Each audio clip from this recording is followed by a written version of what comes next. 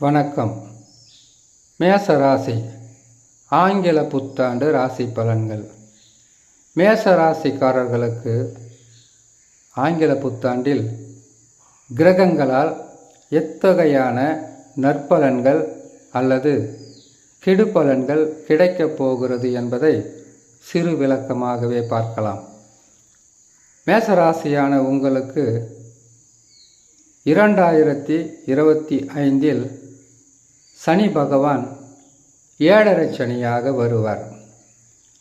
7.5 சனி என்று வந்துவிட்டாலே பாதகமாக இருக்குமா, அதிக கஷ்டங்களாக இருக்குமா என்றால் அப்படி இருக்காது.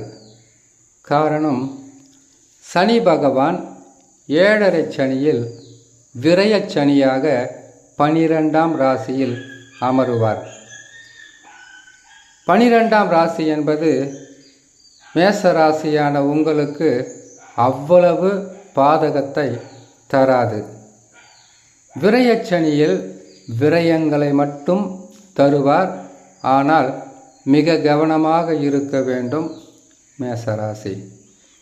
எதற்காக என்றால், விரயம் என்பது பொருளாதார சிக்கல்களும், வருகின்ற வருமானம் அதிகப்படியான செலவும், செலவை கட்டுப்படுத்த முடியாத அளவிற்கு தொல்லைகளும் வந்து கொண்டே இருக்கும். கடனாக பெற்று செய்யக்கூடிய சில வேலைகளுக்காக கடன் பெற்றும் செய்ய வேண்டிய நிலையை மாற்றுவார். வெறும் பாதகத்தை தான் 7.5 சனியில் செய்வாரா என்றால் இல்லை, நல்லதும் செய்வார். நல்லது என்றால் வீடு கட்டுவது, வீடு கட்டுவதற்குண்டான இடத்தை வாங்குவது, கட்டிய வீட்டை புதுப்பிப்பது, புதிய வேலையில் சேர்வது, திருமணம் போன்ற சுப நிகழ்ச்சிகளை செய்து விரயங்களை உருவாக்குவார். கவனமாக இருந்தால் பாதகம் இருக்காது. 7.5 சனியில் சனி பகவான் கெடுதல்களை செய்து கொண்டே இருப்பாரா என்றால் அதற்கும் ஒரு விதிவிலக்கு இருக்கு. குரு, ராகு, கேதுக்கள் சனி பகவானுடன் இணைந்து பாதகமான இடங்களில் அமர்ந்தால் கெடு பலன்கள் நடக்கும்.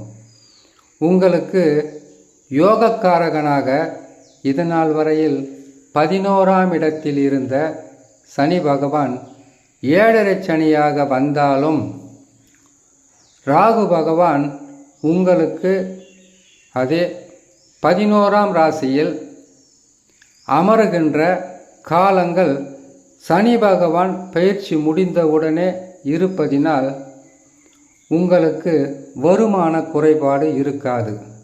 பொருளாதாரத்தில் முன்னேற்றங்கள் இருந்து கொண்டே இருக்கும். திடீர் தனலாபங்கள் வரும். குடும்பத்தில் சந்தோஷங்கள் என்பது நிலைத்திருக்கும். எடுக்கின்ற முயற்சிகளில் வெற்றிகளும், அது மட்டுமில்லாமல் பேரும் புகழும் தரக்கூடிய ஸ்தானத்தில் ராகு பகவான் அமர்ந்து விடுவார். இதில் உங்களுக்கு சனி பகவான் விரயச் சனியாக அமருவதும், குரு பகவான் பயிற்சி பெற்று 3ஆம் ராசியில் அமருவது மட்டும்தான் பாதகமாக இருக்கும். எப்பொழுதுமே குரு, சனி, ராகு, கேதுக்கள் நற்பலன்களை அள்ளி கொடுக்க வேண்டுமென்றால், கொட்டி கொடுக்க வேணும்னா உங்களுடைய சொந்த ஜாதகத்தில் தசா நல்ல நிலையில் இருக்க வேண்டும். அப்படி தசா நல்ல நிலையில் இல்லாதவர்களுக்குத்தான் அதிகப்படியான தொல்லைகளும் அதிகப்படியான கஷ்ட நஷ்டங்களையும் கொடுத்து கொண்டே இருப்பார். மேசராசிக்காரர்கள் முதலில் உங்களுடைய சொந்த ஜாதகத்தில் என்ன தசா நடக்கிறது, அந்த தசா வலிமையாக இருக்கிறதா என்றதை முதலில் நீங்கள் பரிசீலனை செய்து பார்த்து கொள்வது மிகவும் முக்கியமான ஒரு விஷயமாக இருக்கும். 7.5 சனியிலே இவ்வளவு கஷ்டங்களை கொடுத்து விடுவாரா அப்படின்னு கேட்டால் அப்படி இல்லை. ஏழரை சனியில் விரயச் சனியில் தொல்லைகள் இருக்காது. அடுத்தது கழிவுச் சனி பாதச்சனியில் துன்பங்கள் அவ்வளவு பெரிதாக இருக்காது. ஆனால் ஜென்ம சனியாக வரும்போது கெடு பலன்களை அதிகமாக கொடுப்பார். ஜென்ம சனி வருவதற்கு இந்த ஏழரை சனியில் 2.5 ஆண்டு காலங்கள் முடிந்ததற்கு பிறகுதான் ஜென்ம சனி வரும்.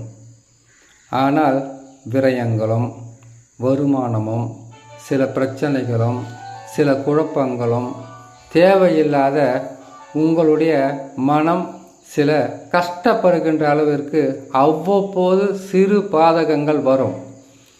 அந்த சிறு பாதகத்தை நீங்கள் உடனுக்குடனாக அதை தீர்வு காணக்கூடிய ஒரு நிலையாகவே எடுத்துக்கொள்ள வேண்டும். அப்படி இல்லைன்னு கேட்டிங்களேனாக்கா ஜென்ம சனியில் அதிகப்படியான துன்பங்களை கொடுத்து விடுவார். ஆகையால் மேசராசியான உங்களுக்கு 2025 ஆங்கில புத்தாண்டில் பாதகமில்லாமல் பழுதில்லாமல் நற்பலன்களை கொடுக்கக்கூடிய அமைப்பில்தான் கிரகங்கள் இருக்கிறது.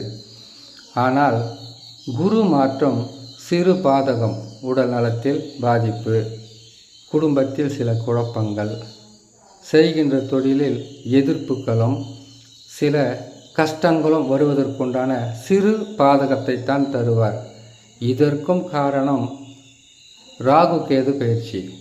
ஆகையால் கிரகங்கள் நல்ல நிலையில்தான் இருக்கிறது. சிறு பாதகமாக இருந்தாலும் அதை உங்களுக்கு சாதகமாக கொடுக்கக்கூடியது ஜாதகத்தில் நடக்கக்கூடிய தசா. அடுத்தது பாதக தசாவாக இருந்தால் பரிகாரங்கள் என்று இருக்கிறது. அந்த பரிகாரமாக நீங்கள் செய்ய வேண்டியது சனி பிரதி செய்வது, நவகிரகத்தை சுற்றி வருவது, அருகில் உள்ள ஆலயங்களுக்கு சென்று வருவது, குலதெய்வ வழிபாடு, இஷ்ட தெய்வ வழிபாடு என்று சில விஷயங்களை செய்து வந்தாலே போதும். இறை நம்பிக்கை இருந்தாலே போதும். பெரிதளவு